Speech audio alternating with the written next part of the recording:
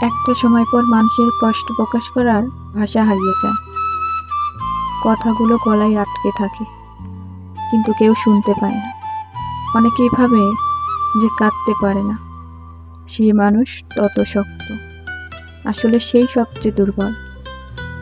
কান্না মানুষকে হালকা করে, কিন্তু যারা কাঁদতে পারে না তারা কষ্টের ভার নিয়ে ধীরে ধীরে মরে যায়।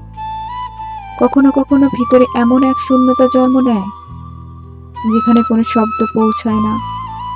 মানুষ তখন চিৎকার করতে চায়, কিন্তু কণ্ঠরোধ হয়ে আসে। চোখের পানি শুকিয়ে যায়, কিন্তু বুকের ভেতর ঝড় থামে না। সবাই ভাবে মানুষ একা থাকার অভ্যাস করে তোলে।